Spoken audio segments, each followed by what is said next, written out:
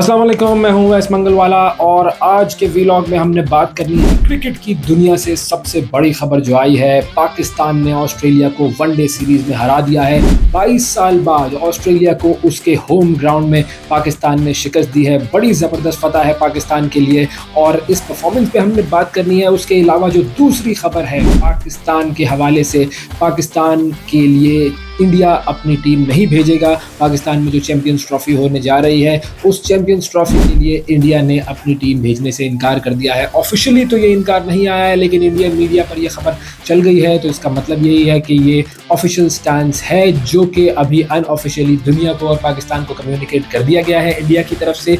अब ये मामला क्या है और कैसे ये मामला आगे जाएगा, क्योंकि अब आईसीसी का ये टूर्नामेंट तो होना है। अब इस टूर्नामेंट के हवाले से पीसीबी के पास क्या ऑप्शंस हैं, पाकिस्तान के पास क्या ऑप्शंस हैं, इस हवाले से हम बात करेंगे। तो ये दोनों खबरें हैं जिन पर आज की गुफ्तगू होगी इस व्लॉग में। आपने सब्सक्राइब ज़रूर कर लेना है हमारे चैनल को, क्योंकि बहुत सारा कंटेंट, बहुत सारा इंटरेस्टिंग कंटेंट आपको एक नया ज़ाविया पर देखने को मिलेगा। सबसे पहले जी बात करते हैं पाकिस्तान बमुकाबला ऑस्ट्रेलिया। पाकिस्तान ने जब ऑस्ट्रेलिया की सरजमीन पर कदम रखा तो सब लोग डर रहे थे। पाकिस्तान की क्रिकेट के हवाले से भी लोग जानते थे कि पाकिस्तान की टीम जो है वो किस तरह की परफॉर्मेंसेस दे रही है। लोगों को एक डर लगा हुआ था। फिर उसके बाद पाकिस्तान के जो खिलाड़ी हैं उनकी आपस में जेलिंग नहीं सही हो पा रही थी, तो लोगों को ये लग रहा था कि ये टीम जो है वहां जाकर नाकाम होगी। पहला जब वनडे मैच खेला गया तो उसमें देखा कि पाकिस्तान ने किस तरीके से एक नेक टू नेक मुकाबला था, लेकिन पाकिस्तान वो मैच हार गया। बहुत सारे लोगों ने ये कहा कि ये एक फ्लूक था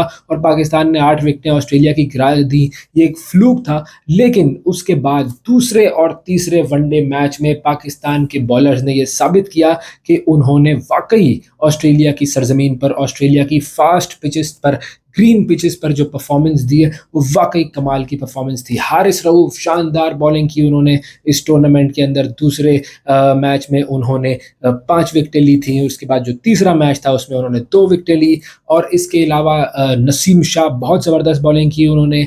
फिर उसके अलावा हसनैन ने भी मुनासिब बॉलिंग की, शाहीन शाह अफरीदी ने भी बहुत अच्छी बॉलिंग की। तो ओवरऑल ये पाकिस्तानी बॉलर्स ने इस टूर्नामेंट को उठाया है और ये जो कप जीता है, जो ये सीरीज़ जीती है 22 साल के बाद, आफ्टर 22 ईयर्स, पाकिस्तान के लिए ये एक बहुत बड़ी, एक हिस्टोरिक विन है कि आप ऑस्ट्रेलिया को जाकर ऑस्ट्रेलिया की सरजमीन पर ही हरा दें, क्योंकि ये एक बहुत मुश्किल टारगेट है। अच्छा, इसमें ये बात भी कही जा रही है कि चूंकि ऑस्ट्रेलिया की टीम ने सेकेंड वनडे में, थर्ड वनडे में अपने कुछ मेन खिलाड़ियों को नहीं खिलाया था, बड़ी तब्दीलियां की गई थी उस टीम में, तो इस वजह से पाकिस्तान को एक स्ट्रॉन्ग एज मिल गया था। लेकिन ऐसा कुछ नहीं होता। देखिए, क्रिकेट में जब आप मैदान में उतरते हैं तो जो टीम, जो 11 खिलाड़ी मैदान में होते हैं वो उस कंट्री को रिप्रेजेंट कर रहे होते हैं। वो चाहे हल्के खिलाड़ी हो या चाहे वो बहुत स्ट्रॉन्ग खिलाड़ी हो, टीम ऑस्ट्रेलिया थी और उस ऑस्ट्रेलिया की टीम को पाकिस्तान ने ढेर कर दिया। बहुत सारे लोगों के लिए ये एक बड़ा सरप्राइज़ था, पाकिस्तान के लिए भी बड़ा सरप्राइज़ था और वाकई ये सरप्राइज़ जो है वो पाकिस्तान ने प्रूव किया, क्योंकि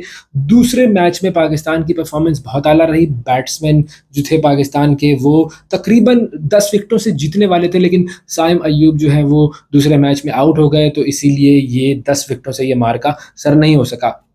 तीसरे मैच में साइम भी आउट हो गए, अब्दुल्ला भी आउट हो गए, जो हमारे 2 ओपनर्स थे, लेकिन टारगेट जो है वो 141 का वो इतना कम था, उन्होंने सेट कर दिया था पूरा टारगेट। और उसके बाद बाबर और रिजवान आए और उन्होंने अपना खेल दिखाया, रंग जमाया और दोनों ने पाकिस्तान को फतह से हमकिनार करवा दिया। तो ओवरऑल ये पाकिस्तान की एक बहुत ज़बरदस्त परफॉर्मेंस पाकिस्तान के लिए एक मोरल बूस्टर साबित होगा। अब T20 सीरीज़ है, अब देखते हैं कि पाकिस्तान इस T20 सीरीज़ में क्या कर पाता है। उम्मीद तो यही है कि हमारे ये खिलाड़ी जो है वो इसी तरीके से ज़बरदस्त परफॉर्मेंस देंगे और T20 सीरीज़ भी अपने नाम करेंगे। लेकिन वो जो क्रिकेट में कहते हैं कि it's a new day, so it's a new team and it will be a new beginning in the T20 series. तो पाकिस्तान वनडे सीरीज़ जीत चुका है, एक रिकॉर्ड अपने नाम कर चुका है।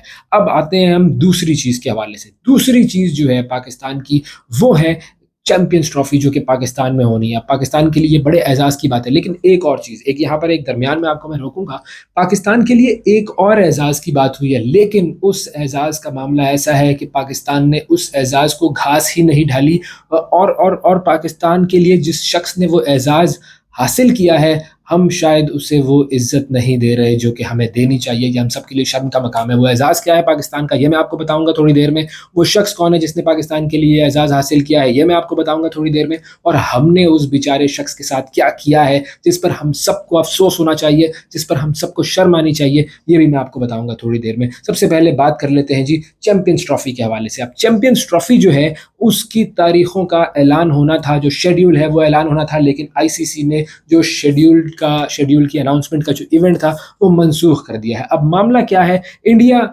हमेशा हम जानते हैं कि क्रिकेट और सियासत को मिला देता है। जब भी पाकिस्तान के साथ खेलने की बात होती है बायलैटरल सीरीज, तो वो खेलने से हमेशा से इनकारी है। लेकिन अब आईसीसी के टूर्नामेंट्स में भी आपने देखा था कि फड्डे डालना उसने शुरू कर दिए हैं। इंडिया ने हमारा जो एशिया कप था जो पाकिस्तान में शेड्यूल था उसमें इंडिया नहीं आया, उसकी वजह से हमें वो एशिया कप हाइब्रिड मॉडल पर शिफ्ट करना पड़ा। तो अब इंडियन मीडिया ने ये खबर चला दी है कि पाकिस्तान नहीं जाएगी इंडिया की टीम, ये कंफर्म हो गया है। अब जाहिर है जब इंडियन मीडिया में कोई खबर आती है और क्रिकेट के हवाले से कोई खबर आती है तो ऐसा नहीं है कि इंडियन मीडिया अपनी तरफ से ये खबर दे रहा है। ये खबर जो है वो ज़ाहिरी बात है कि इंडिया के जो बीसीसीआई है वो और इंडिया की हुकूमत है उनकी मंजूरी से ये खबर जाती है और ये खबर जो है वो टीवी पर आ जाती है, ताकि उन्हें ऑफिशियली मैसेज देने के बजाय मीडिया के जरिए मैसेज कम्युनिकेट कर दिया जाए। अब होगा क्या, अब होना क्या है, असल चीज़ ये है कि चलो इंडिया ने अनऑफिशियली एक पैगाम दे दिया कि जी हम पाकिस्तान नहीं जा रहे, जो कि सबको पता था ऐसे ही होना था।